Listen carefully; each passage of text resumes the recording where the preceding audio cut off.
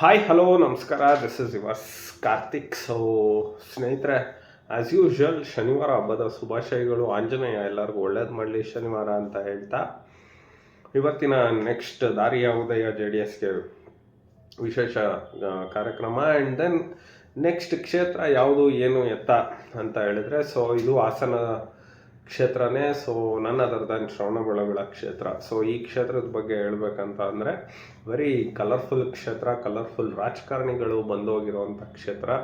ಈ ಕ್ಷೇತ್ರದಲ್ಲಿ ಮೊದಲು ಗೆದ್ದಂಥ ಶಿವಪ್ಪನವರು ವಿರೋಧ ಪಕ್ಷದ ನಾಯಕರಾಗಿದ್ದರು, ಪ್ರಜಾ ಸೋಷಲಿಸ್ಟು. ತದನಂತರದಲ್ಲಿ ಹಿರಿಸಾವೆ ಅಣ್ಣಯ್ಯನವರು ಕಲರ್ಫುಲ್ ರಾಜಕಾರಣಿ, 22 ವರ್ಷಗಳ ಕಾಲ ಮಂತ್ರಿ ಆಗಿದ್ದರು, ಒಳ್ಳೊಳ್ಳೆ ಕೆಲಸಗಳನ್ನ ಮಾಡಿದ್ರು. ತದನಂತರದಲ್ಲಿ ನಂಜಪ್ಪನವರು ಒಂದು ಅವಧಿಗೆ ಇಲ್ಲಿ ಶಾಸಕರಾಗಿದ್ದರು. ಅದಾದ ಮೇಲೆ ಪುಟ್ಟೇಗೌಡರು ಹೊಸ ಎಂಟ್ರಿ ಜನತಾದಳ. ಸೊ ಅದಾದಮೇಲೆ 2008ರವರೆಗೆ ಪುಟ್ಟೇಗೌಡರು ಸೋಲು ಗೆಲುವಿನ ಒಂದು ಸಲ ಗೆದ್ದರೆ ಒಂದೊಂದು ಸಲ ಸೋಲೋದು, ಈ ರೀತಿ ಆಯಿತು. ಆ್ಯಂಡ್ ದೆನ್ ಈಗಿರೋ ಶಾಸಕರು 2013ರಿಂದ ಮೂರನೇ ಅವಧಿಗೆ ಶಾಸಕರಾಗಿದ್ದಾರೆ. ಸೊ ಇಲ್ಲಿ ಮತ್ತೆ JDS ಬರುತ್ತಾ ಬರಲ್ವಾ, ಸೊ ಏನು ಕತೆ ಇದು, ಪ್ಲಸ್ಸಾ ಮೈನಸ್ಸಾ ಎಲ್ಲವನ್ನು ಹೇಳ್ತೀನಿ. ಸೊ ಇವತ್ತಿನ ಶಾಸಕರು ಯಾರು ಏನು ಎತ್ತ ಅಂತ ಅಂದರೆ, JDSನ ಬಾಲಕೃಷ್ಣ ಅವರು. ಇವರು ಯಾರಪ್ಪ ಅಂತ ಅಂದರೆ, ಪಟ್ ಅಂತ ಹೇಳ್ಬೇಕಂದ್ರೆ ಡಾಕ್ಟರ್ ಮಂಜುನಾಥ್, ಬೆಂಗಳೂರು ಗ್ರಾಮಾಂತರ MP ಇದ್ದಾರಲ್ಲ, ಸೊ ಕಾರ್ಡಿಯಾಲಜಿಸ್ಟ್, ಜಯದೇವನ ಒಂದು ಶೇಪ್ ಕೊಟ್ಟಂಥ ಒಬ್ಬ ವ್ಯಕ್ತಿ. ಸೊ ಅವರ ಸ್ವಂತ ತಮ್ಮ. ಸೊ ಇವ್ರ ಬಗ್ಗೆ ಹೇಳ್ಬೇಕಂದ್ರೆ, ಗ್ರಾಮ ಪಂಚಾಯಿತಿ ಸದಸ್ಯರಿಂದ ಶುರುವಾದ ಅಭಿಯಾನ ಈಗ MLA ಮೂರನೇ ಬಾರಿ MLA ಆಗಿದ್ದಾರೆ. ಸೊ ಇದು ಒಕ್ಕಲಿಗರ ಬೆಲ್ಟು, ಒಕ್ಕಲಿಗರ ಪ್ರಾಬಲ್ಯ ಇರುವಂಥ ಒಂದು ಕ್ಷೇತ್ರ. ಆದರೆ ಇಲ್ಲಿ ಕಾಂಗ್ರೆಸ್ ತುಂಬ ದೊಡ್ಡ ಪ್ರಮಾಣದಲ್ಲಿ, ಹಿಂದೆ ಎಲ್ಲ ಕಾಂಗ್ರೆಸ್ ಗೆದ್ದಿತ್ತು. ಹಿರಿಸಾವೆ ಅಣ್ಣಯ್ಯನವರು ಅಲಿಯಾಸ್ HC ಶ್ರೀಕಂಠಯ್ಯನವರು ಇದ್ದಾಗ ಇದು ಕಾಂಗ್ರೆಸ್ನ ಭದ್ರಕೋಟೆ. ತದನಂತರದಲ್ಲಿ ಅಲ್ಲಿ ಕಾಂಗ್ರೆಸ್ ಸಂಘಟನೆ ಸರಿ ಇಲ್ವೋ ಅಥವಾ ಅಡ್ಜಸ್ಟ್ಮೆಂಟ್ ಪೊಲಿಟಿಕ್ಸ್ ಏನೋ ಗೊತ್ತಿಲ್ಲ, ಇದೇ ಪುಟ್ಟೇಗೌಡರು ಕಾಂಗ್ರೆಸ್ಗೆ ಹೋದರು. ಕಾಂಗ್ರೆಸ್ಸಲ್ಲಿದ್ದಂಥ ಗೋಪಾಲಕೃಷ್ಣ ಅವರು MLC ಅಲ್ಲಿ ಗೆದ್ದರು. ಅದಾದಮೇಲೆ ಲಾಸ್ಟ್ ಟೈಮು ಇದೇ ಗೋಪಾಲಕೃಷ್ಣ ಭಾಳ ಒಂದು ಮೈನ್ಯೂಟ್ ಅಂತರ ಅಂತ ಅನ್ಬೋದು, 6,000 ಅಂತರದಲ್ಲಿ ಸೋತರು.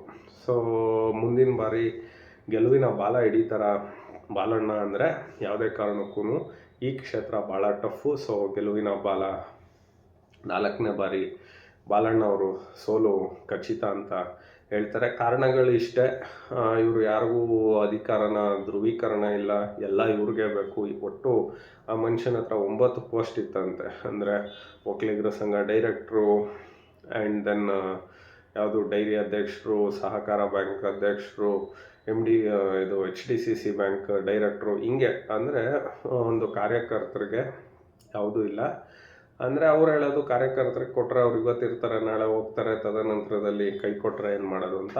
ಆಮೇಲೆ ಇವ್ರ ಮೇಲೆ ಆಪಾದನೆ ಇರೋವಂಥದ್ದು ಏನಪ್ಪ ಎತ್ತ ಅಂದರೆ, ಬೆನ್ನು ಕೆರೆಯೋದು. ಈಗ ಯಾರೋ ಬೇರೆ ಪಕ್ಷದಲ್ಲಿ ಇರ್ತಾರೆ, ಅವ್ರನ್ನ ಅಟ್ರಾಕ್ಟ್ ಮಾಡೋದು ಜಾಸ್ತಿ. ಅದಕ್ಕೆ ಬೇಕಾದ್ರೆ ಸ್ವಂತ ಕಾರ್ಯಕರ್ತರಿಗೆ ಕನ್ವಿನ್ಸ್ ಮಾಡಿ ಅವ್ರಿಗೆ ಕೆಲಸಗಳು ಕೊಡೋದು, ಈ ಥರ ಎಲ್ಲ ಹೇಳ್ತಾರೆ. ಆ್ಯಂಡ್ ದೆನ್ ಈ ಬಾರಿ ಅವರು ಏನಂದರೆ ಫೈನಾನ್ಷಿಯಲಿ ಎಲ್ಲ ತುಂಬ ಸ್ಟ್ರಾಂಗಾಗಿ ಬೆಳೆದಿರೋದ್ರಿಂದ ಅವ್ರಿಗೆ ಬೇಕು ಬೇಡ, ಇದು ಅಲ್ಲಿರೋವಂಥ ಜನಗಳ ಅಭಿಪ್ರಾಯ. ಇನ್ನು ಇವರು ರೇವಣ್ಣ ಅವರ ಗರಡಿಲಿ ಪಳಗ್ದಂಥವ್ರು. ಸೊ ಕೆಲಸ ಕಾರ್ಯಗಳೆಲ್ಲ ಪರವಾಗಿಲ್ಲ ಮಾಡಿದ್ದಾರೆ. ಬಟ್ ಇವರು ಪುಟ್ಟೇಗೌಡರು ಬಂದಮೇಲೆ ಶ್ರವಣಬೆಳಗೊಳ ಕ್ಷೇತ್ರ ಅಷ್ಟಕ್ಕಷ್ಟೇ ಕಾರ್ಯಗಳು, ಅಭಿವೃದ್ಧಿ ಕಾರ್ಯಗಳೆಲ್ಲ ನಗಣ್ಯ ಆಗಿದೆ. ಅದಾದು ಶ್ರೀಕಂಠಯ್ಯನವರು ಲಾಸ್ಟ್ ಟೈಮ್ ಅವರು ಕಂದಾಯ ಮಂತ್ರಿ ಆದಾಗಲೇ ಅಲ್ಲಿಗೆ ಇದು. ಬಟ್ ಒಂದಂತೂ ನಿಜ, ಜನ ಈ ಬಾರಿ ಬಾಲಣ್ಣ ಅವ್ರಿಗೆ ಗೆಲುವಿನ ಬಾಲನ ಕಟ್ ಮಾಡೋದಕ್ಕೆ ಕಾಯ್ತಾ ಇದ್ದಾರೆ. ಸೊ ಇದು ಒಂದು ಮೈನಸ್ಸು. ಆ್ಯಂಡ್ ದೆನ್ ಏನೇ ಕಷ್ಟಪಟ್ಟರು ಆ ಡ್ಯಾಮೇಜ್ ಸರಿ ಮಾಡೋಕ್ಕಾಗಲ್ಲ. ಕಾಂಗ್ರೆಸ್ಸು ಬಲಿಷ್ಠವಾಗಿ ಬೆಳೆದಿದೆ. ತದನಂತರದಲ್ಲಿ ಶ್ರೇಯಸ್ ಪಟೇಲು ಅವ್ನು ಏನು ಕಡ್ದು ಕಟ್ಟೆ ಹಾಕಿದ್ದಾನೆ ಇನ್ನೊಂದಂತ ಅಲ್ಲ ಅವರು. ಬಟ್ ಯಾವುದೇ ಒಂದು ಸಣ್ಣ ಪ್ರೋಗ್ರಾಮ್ಗಳಿದ್ದಾಗ ಬಂದು ಕಾರ್ಯಕರ್ತರ ಜೊತೆ ಬೆರೆಯೋದು ಅಷ್ಟು ಸಾಕು. ಸೊ ಅದೆಲ್ಲ ನಡೀತಾ ಇದೆ. ಸೊ ಶ್ರವಣಬೆಳಗೊಳ ಕ್ಷೇತ್ರ ಮೈನಸ್ಸು ಈ ಬಾರಿ. ಸೊ ಸೋಲು ಖಚಿತ, ನಿಶ್ಚಿತ, ಉಚಿತ, ಕಟ್ಟಿಟ್ಟ ಬುತ್ತಿ. ಸೊ ಬಾಲಣ್ಣನ ಈ ಬಾರಿ ಬಾಲಣ್ಣನ ಗೆಲುವು ಭಾಳ ಕಷ್ಟಕರ. ಗೆಲುವಿನ ಬಾಲ ಈ ಸಲ ಸಿಗಲ್ಲ ಅಂತ ಹೇಳ್ತಾ, ಆ್ಯಸ್ ಯೂಶುವಲ್ ಸ್ನೇಹಿತರೆ, ಎರಡನೇದು ಸೋಲು.